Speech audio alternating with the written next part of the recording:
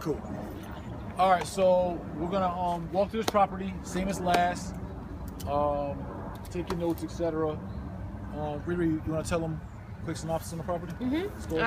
This property is we still in Decatur. It's a 4-bedroom, 2-bath, a little over 2,000 square feet, so it's kind of spacious.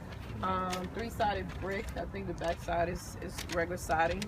The ARV on it, about the same, 105, 110.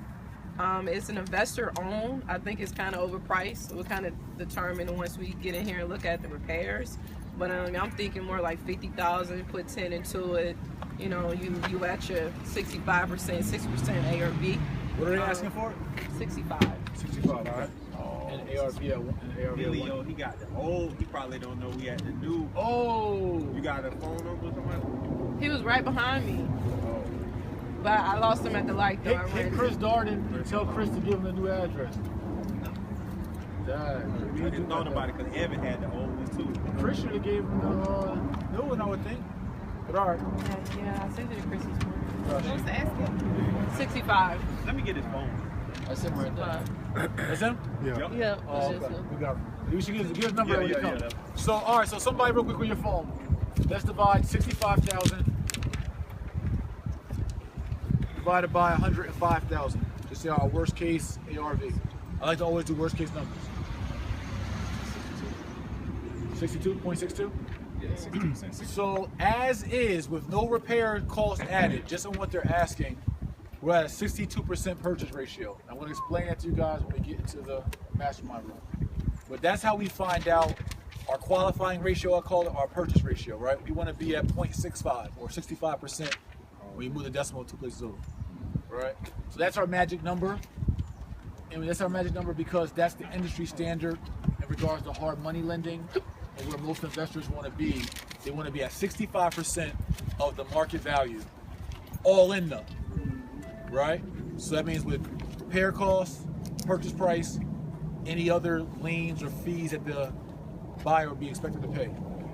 You want to be around that number. And same if you're wholesaling, as an investor who's wholesaling, you also want to keep that close to that number as well for your end buyer. So you don't want to smack a wholesale fee on top, and now you had 0.8 or 80% of your purchase price. You made it less attractive for the person you want to come in and buy it from. So the closer to 65, the better. We do go over 65, right? Depending on the market, depending on our goals in regards to rental income. If you say you want to rent, you want cash flow, you can go well over that 65 number and be a good space in cash flow. But just remember, the closer you are to 60.65 or 65%, the better you are because that leaves 35% equity in the property. So we always talk about when we purchase real estate, we buy right? That's when we make our money, when we buy. That's what Bian was talking about yesterday in our corner class. And so if the market does tank or, stock market or real estate market or whatever, if you bought right in the beginning, you gave yourself the right cushion to be able to recover or sustain in a down market. As opposed to buying at market value, or even we were like back in 2008, we were buying above market value because everyone just wanted to buy. And so you don't buy, you can buy in an up market, you can buy in a seller's market, but that's when you buy at unreasonable cost. Even buying in a buyer's market, and today we're still in a buyer's market, even in buying in a buyer's market, don't make a difference, buyer's market, seller's market. The numbers is what makes a difference. One thing I didn't talk about yesterday in our corner class is that, by show of hands, Bian and I have some deals, and we have 2 foreclosures for $100. Anybody want those? Show of hands. Up, please. Yes. Get the camera, get that. Now, lesson for you. You know nothing else about the deal besides your 2 foreclosures for $100. But you want them though. $100? Yeah, but the ARV on the properties is 70,000, and it needs 60,000 in repair. Anybody want those? No. Oh, $100. You told me $100. You don't want it now? Only $100. Only $100. It's only $100. You said that's the word we don't use.